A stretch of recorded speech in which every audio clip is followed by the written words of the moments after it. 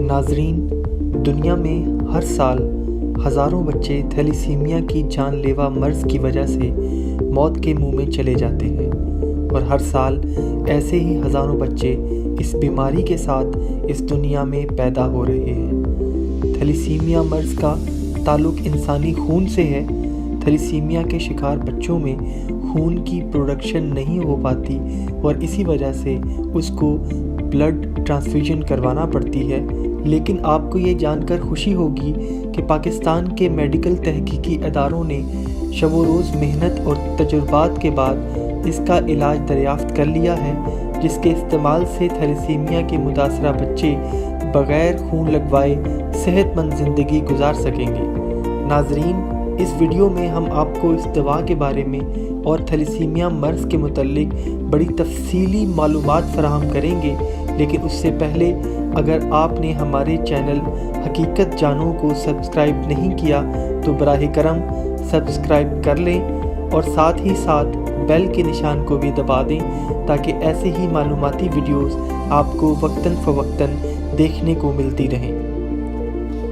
ناظرین، ہر انسان میں رب تعالیٰ کی قدرت نے ہیموگلوبن کا ایک سٹرکچر بنایا ہوتا ہے جو کہ انسان کے خون بنانے کے عمل میں کردار ادا کرتا ہے اور انسان ایک صحت مند زندگی گزارتا ہے۔ لیکن تھیلیسیمیا کے مرض میں یہ ہیموگلوبن سٹرکچر اب نارمل یعنی ڈسٹرب ہوتا ہے۔ سب سے پہلے ہم ہیموگلوبن کے بارے میں جان لیتے ہیں کہ یہ کیا ہے۔ ناظرین، ہیموگلوبن دو حصوں سے مل کر بنتا ہے، ہیم یعنی آئرن اور گلوبن یعنی پروٹین۔ پروٹین یعنی گلوبن کے حصے میں دو چین ہوتی ہیں، ایک الفا اور دوسری بیٹا۔ ان دونوں کی آگے دو چینز ہوتی ہیں اور جب قدرتی طور پر ان چینز میں مسئلہ ہو تو اس کو تھیلیسیمیا کہا جاتا ہے۔ ناظرین، اس کی دو ٹائپس ہیں، نمبر 1 مائنر اور نمبر 2 میجر۔ جن لوگوں کو مائنر تھیلیسیمیا ہوتا ہے ان کو کسی بھی قسم کی کوئی تکلیف محسوس نہیں ہوتی، بس ان کا ہیموگلوبن لیول ہلکا سا کم ہوتا ہے، اور مائنر تھیلیسیمیا بالکل بھی خطرناک نہیں ہوتا، اور مائنر تھیلیسیمیا والے افراد ایک تندرست زندگی گزارتے ہیں۔ میجر تھیلیسیمیا ایک جان لیوا صورتحال ہوتی ہے۔ میجر تھیلیسیمیا سے متاثرہ بچوں میں ہیموگلوبن بن ہی نہیں پاتا۔ خون نہ بننے کی وجہ سے وہ بچہ اینیمک ہو جاتا ہے، اس کے چہرے کی رنگت زرد ہو جاتی ہے اور بچے کی ہڈیاں بھی کمزور رہتی ہیں، اور وہ بچہ زیادہ کھیل کود نہیں کر سکتا اور ویکنس کا شکار رہتا ہے۔ اس کے لیے بچے کو ہر مہینے یا مہینے میں 2 بار خون لگوانا پڑتا ہے، اور اس کے اندر آئرن جمع نہ ہو جائے اس کے لیے بچے کو آئرن چلیٹر جیسی مہنگی ادویات کا استعمال کرنا پڑتا ہے۔ تھیلیسیمیا ایک جینیٹک بیماری ہے جو نسل در نسل منتقل ہو سکتی ہے، اور اس کی بنیادی وجہ کزن میرج بھی ہے۔ اس کے لیے ضروری ہے کہ میاں بیوی دونوں اپنا تھیلیسیمیا ٹیسٹ ضرور کروائیں تاکہ وہ بر وقت اس بیماری کو آگے منتقل ہونے سے روک سکیں۔ ناظرین، National Institute of Cardiovascular Diseases NICVD Karachi کے ڈاکٹرز اور ماہرین نے کینسر میں استعمال کی جانے والی دوا ہائیڈروکس یوریا کو تھیلیسیمیا کے بچوں پر استعمال کیا، جس کے بہت حوصلہ افزا نتائج سامنے آ رہے ہیں۔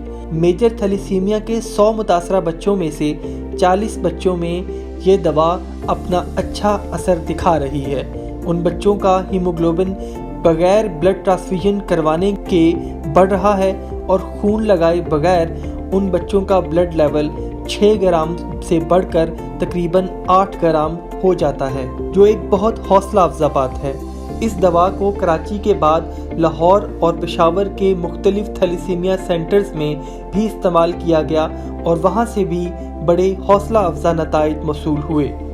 ناظرین، ہر سال 8 مئی کو تھیلیسیمیا کے دن کے طور پر منایا جاتا ہے، اور اس دن آگہی کی مختلف تقریبات منعقد کی جاتی ہیں تاکہ لوگوں کو اس بیماری کے بارے میں شعور دلایا جا سکے، اور ہر سال 14 جون کو بلڈ ڈونیشن ڈے کے طور پر منایا جاتا ہے، اور پوری دنیا میں بلڈ ڈونیشن کیمپس لگائے جاتے ہیں تاکہ تھیلیسیمیا سے متاثرہ بچوں کے لیے خون کے عطیات اکٹھے کیے جا سکیں۔